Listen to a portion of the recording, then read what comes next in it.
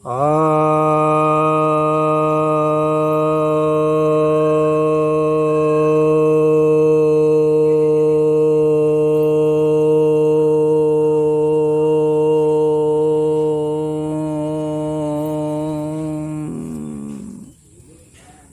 भक्त जनों को सब प्रेम नमन। भक्तों, आज मैं आपके समक्ष नारद भक्ति सूत्र के पंचम अनुवाक के 41वें सूत्र की व्याख्या करने जा रहा हूँ। यह 41वां सूत्र कहता है, तस्मिन् तज्जने भेद अभावात्, यानी तस्मिन उन भगवान में और तज्जने यानी उनके जन में यानी भक्त में, तस्मिन तज्जने भेद अभावात् यानी भेद का अभाव होता है, यानी कोई भेद नहीं होता, यानी भक्त और भगवान के बीच में कोई भी भेद नहीं होता। यहाँ पर तीन बातें समझने योग्य हैं। एक भगवान, एक भक्त और एक भगवता, अर्थात इन दोनों के मध्य के जो संबंध है, जो अवस्था है, उसे भगवता कहते हैं। तो ये जो संबंध हैं, ये जो त्रैत समझ में यहाँ आ रहा है, वास्तव में यह त्रैत नहीं रह जाता, ये अद्वैत की स्थिति होती है। इसीलिए यहाँ पर ये अद्वैत भक्ति है। तो अद्वैत ज्ञान और अद्वैत भक्ति, अद्वैत ज्ञान ज्ञान में पराकाष्ठा है और अद्वैत भक्ति भक्ति में पराकाष्ठा है, यानी भक्त भगवान और भगवता का भेद समाप्त हो जाता है। भेद जब भी रहता है तो वह अज्ञान के तहत ही रहता है। अज्ञानता में ही भेद है, ज्ञान में तो अखंडता है। तो परम ज्ञान अखंड है, तो परम भक्ति भी अखंड है। तो भगवान, भागवत और भक्त में किसी प्रकार का कोई भेद नहीं होता है। ये अपने स्वरूप को बदलते रहते, यानी भगवान ही भक्त रूप में प्रकट होते हैं, भक्त ही भगवान हो जाते हैं। जब उन्हें बोध हो जाता है, परम बोध होता है, तो वे ही भगवान होते हैं। उनके माधुर्य का रस उसमें से छन छन कर आता है। तो भगवान का रस भक्त से टपकता है और भक्त भगवान के रस का आस्वादन करते हैं और भगवान भी भक्त के रस का आस्वादन करते हैं, क्योंकि यहाँ पर भगवान और भक्त से ज़्यादा महत्वपूर्ण भक्ति हो जाती है। इसीलिए भक्ति के गुलाम दोनों हैं, एक तरह से भक्ति के दास दोनों हैं, भक्ति के अधीन दोनों हैं, भगवान भी और भक्त भी। तो इन तीनों में अभेद्य स्थिति हो जाती है। इसलिए राधा जो है, जब कृष्ण चले गए तो फिर राधा कहने लगी, बहुत लोग कहने लगे कृष्ण तुम्हें छोड़ के चले गए, छोड़ के चले गए। तो उन्होंने कहा कि कृष्ण छोड़ के नहीं गए, मैं ही कृष्ण हूँ। तुम्हारी गलत फहमी है कि मैं सिर्फ राधा हूँ, मैं कृष्ण भी हूँ और कृष्ण राधा भी है। वह तो भक्ति का आस्वादन करने के लिए ही हम लोग राधा और कृष्ण के रूप में अलग अलग दिखते हैं, लेकिन अलग अलग नहीं है, एक ही है। तो भक्ति का आस्वादन करने के लिए भगवान और भक्त अलग अलग दिखते हैं, अलग अलग नहीं।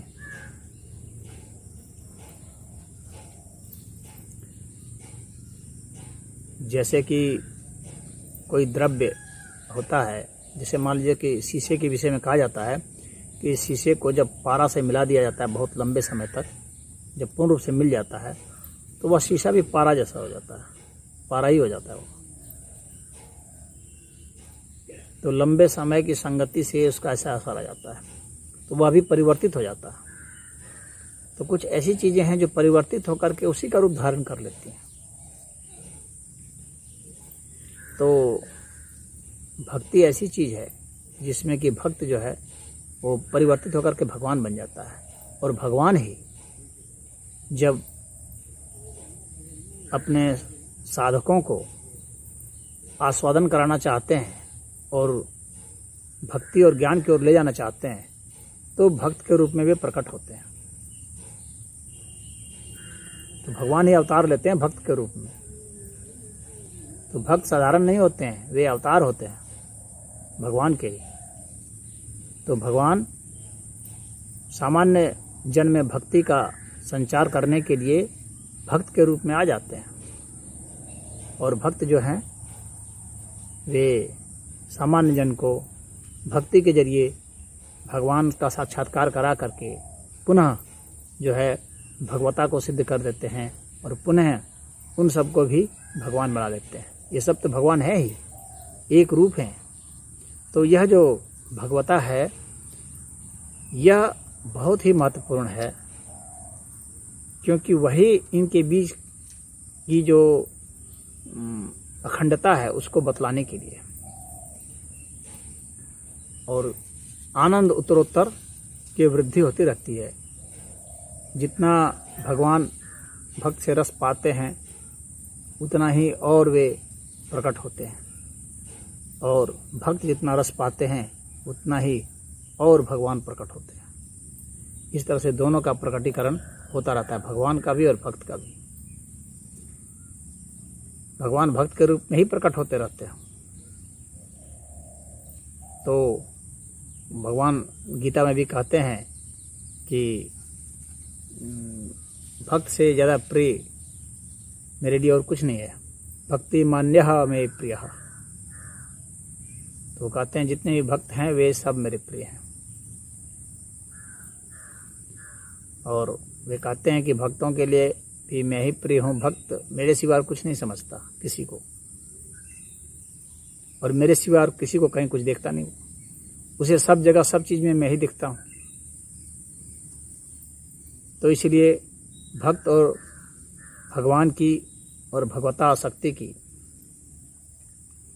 जो यहाँ पर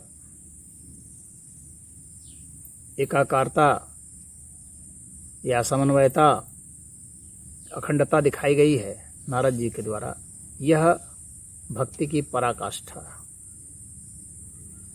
जब उन्हें भोगना होता है तो वे अलग हो जाते हैं, और भोगते भोगते फिर वे एक हो जाते हैं। भोगने की प्रक्रिया में हम एक हो जाते हैं, और जब भोगना होता है तो हम अलग हो जाते हैं। क्योंकि जब भोग और भोगता रहेंगे तब तब अखंड की स्थिति होगी, तब तक भोक्तृत्व जो है वह भावना रहेगी। तो यहाँ पर वह भावना प्रबल रूप में उभर करके आती है। तो कोई भी दो चीज़ जब दोनों का समागम हो जाता है, और जब पूर्ण समागम हो जाता है तो ऐसा एमालगम बनता है, केमिस्ट्री की भाषा में कह रहा हूँ, एमालगम बनता है। इस तरह से उनका मिक्सचर होता है, और इस तरह से वे मिलते हैं कि वे एक अलग ही बना लेते हैं। यानी वहाँ पर एक तरह से वो न भगवान रहेंगे न ये भक्त रहेंगे, वो एक अलग ही स्थिति बन जाती है। और वह जो अलग स्थिति बनती है वही भगवता है, जो तीसरी स्थिति बनती है। इसे कहा जाता है ना कि वाद और विवाद होगा, इन दोनों का जब समागम होगा तो संवाद होगा। तो उस तरह से होता है, पुरुष और स्त्री मिलेंगे, और मिलेंगे तो वहाँ पर एक बच्चा आ जाएगा। तो ऐसा हो जाता है। इन दोनों के समागम से एक तीसरा उत्पन्न हो जाता है, और वह तीसरा क्या है? भगवता। और इन तीनों का समागम होता है। इस तरह से ये प्रक्रिया सदैव अनवरत अनंत काल से अनंत काल तक चलती रहती है। यही यहाँ पर नारद जी हमें इसकी अखंडता और इसकी अनंतता और इसकी सार्वभौमिकता बता रहे हैं।